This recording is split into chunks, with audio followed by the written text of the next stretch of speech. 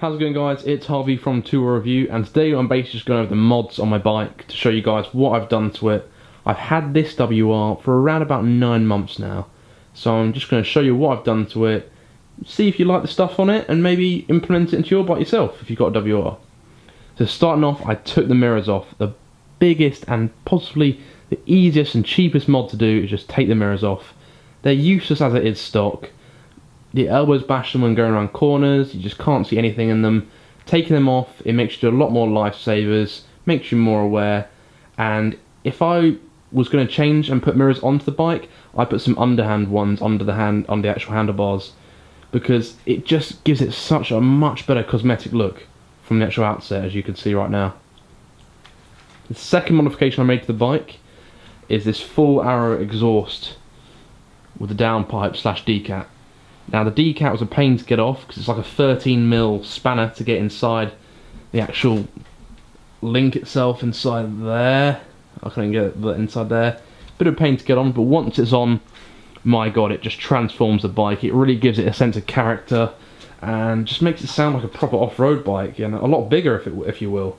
I've had people say, what cc is that? Even though there's 125 written on the side, it's hard to tell with the exhaust.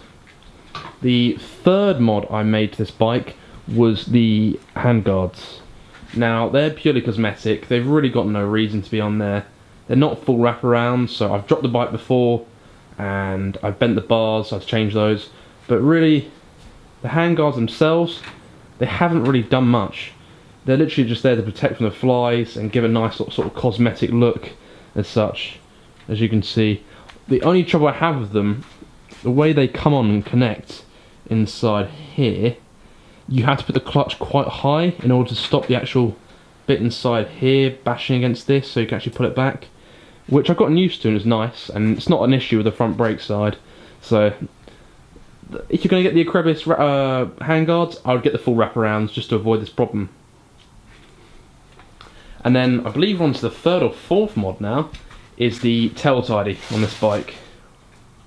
So I didn't go with an Evotech or RNG like a lot of people do. I ended up getting a eBay one for about 55 quid as opposed to the 80 or 90 quid you would spend getting an RNG or Evotech. And now this one comes with a tinted headlight, which I really like, and the mounting worked well. The only trouble I had with this one and most tail tidies is you have to solder the actual wires from the actual ECU electronics into the tail tidy unit. You can't just connect them straight up, and if you haven't got a soldering iron, it's a bit of a long process, but once it's done, it really transforms the bike, makes that back end look really nice and flush. And you can see I've got a tiny number plate on the moment, and that makes it look a lot nicer. I'm thinking about doing the indicators, I'm not sure, but we'll see. They look good and people can see them, so if I am turning, they know I'm turning. So our next modification I made was getting some cheap bars on here. Hello, you can see me. I ended up getting some eBay bars for about 25 quid. A friend of mine who's also got a WR same colour recommended them, and they're great. They're a little bit wider than the stock bars, which is nice because it gives you a little bit more comfortable seating position and better handling. And they've also got a bit more of a back sweep, so they sort of come back in the bike. So when you're doing wheelies, you can sort of sit a bit further back in the bike and still have a lot of control and stability. I also installed a bar pad on here. This is off a YZ125 bar pad on here, and it looks great, to be honest. It matches the colour scheme of the bike, which really makes it stand out, look nice. Another mod, you could say cosmetic wise, I've had the tyres replaced from the stock Sport Demons to a set of Pirelli Rosso 2 or 3s. I believe it's Pirelli Rosso 3s. Great addition to the bike. Not the greatest in the wet or winter as such, but in the dry, especially during summer, you can crank these around the corner and you can have a world full of confidence in you, because the way they're slicked over on the edges, it just really makes them perform well in the corners. I also changed the chain sprocket kit around 9,000 miles. Got a gold one, HID heavy duty. Haven't really had to adjust it much, been lubing it often, and yeah, been lasting well. So the most recent modification I've made to the bike is changing from that stock screen down there, which really just doesn't do anything, to a WR125x sport screen. Now the only difference pretty much here is the lips of the corners come up a little bit higher, and you've got slight more elevation of wind away from you. This is really, again, cosmetic wise, it hasn't really got much sort of purpose.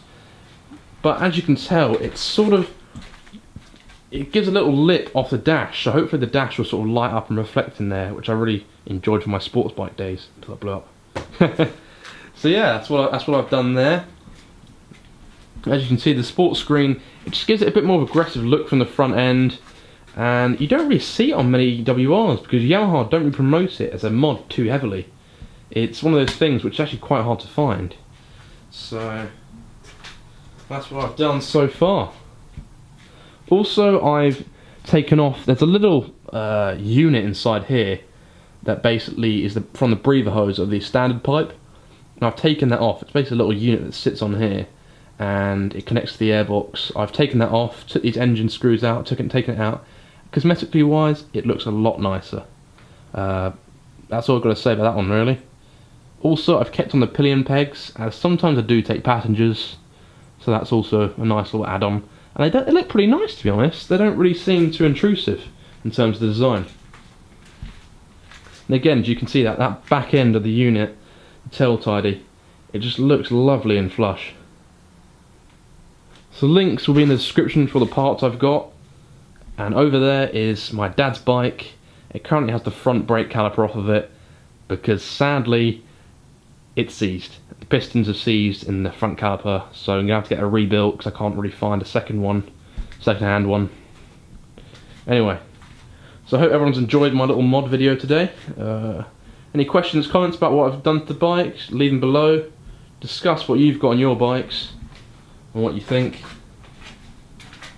As always, have fun, ride safe, and thanks for watching.